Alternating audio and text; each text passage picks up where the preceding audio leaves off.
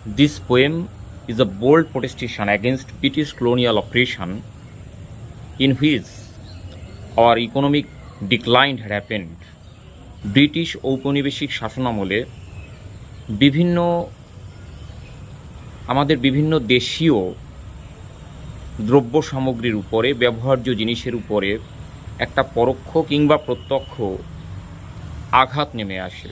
British আমাদের দেশে আসার পরে আমাদের যে ট্র্যাডিশনাল প্রফেশন, আমাদের ঐতিহ্যবাহী যে পেশা, সব কিছুর উপরে তারা আঘাত হানার চেষ্টা করে। এর ফলে তৎকালীন বিভিন্ন পলিটিক্যাল অ্যাক্টিভিস্ট থেকে শুরু করে অনেক বোদ্ধা, কবি, সাহিত্যিক এর বিরুদ্ধে একটা সোচ্চার প্রতিবাদ তারা গড়ে তুলেছিলেন তাদের লেখনীর মাধ্যমে। আমাদের বর্তমান কবিতা কবি সরোজিনী নাইডুর দ্য বেঙ্গল সেলার তার মধ্যে অন্যতম। Naidu's nationalist views are also supported by this poem.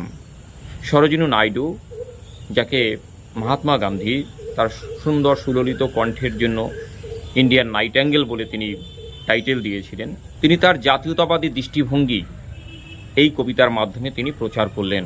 স্বদেশী আন্দোলনের সময় যেমন একটা গান, সেই সময় একটা গান যেমন ভাইরাল হয়েছিল, এখনকার ভাষায় বলবো ভাইরাল। মায়ের দেয়া মোটা কাপড় তুলে নেড়ে মাথায় ভাই, দিন দুঃখিনী মাঝে তোদের এছাড়া যায় সাধ্য নাই।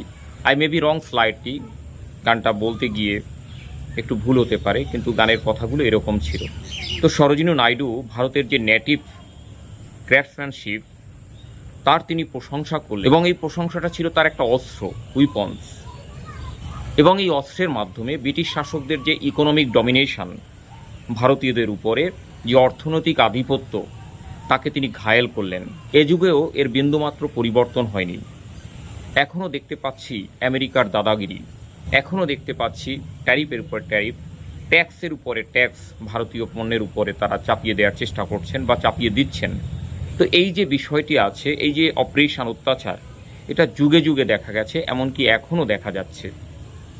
কবিতার মাধ্যমে কবি আমাদের যে ট্র্যাডিশনস এবং ডিগনিটি অফ লেবার, যে শ্রমের মর্যাদা, তাকে তিনি শ্রদ্ধার চোখে দেখেছেন।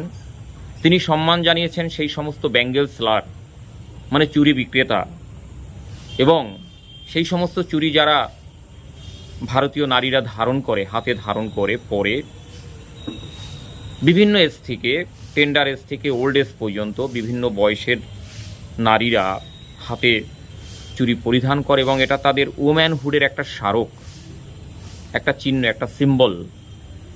তাদেরকেও তিনি, সেই সমস্ত ভারতীয় নারীদেরকেও তিনি শ্রদ্ধা জানিয়েছেন, সম্মান জানিয়েছেন এই কবিতার মাধ্যমে।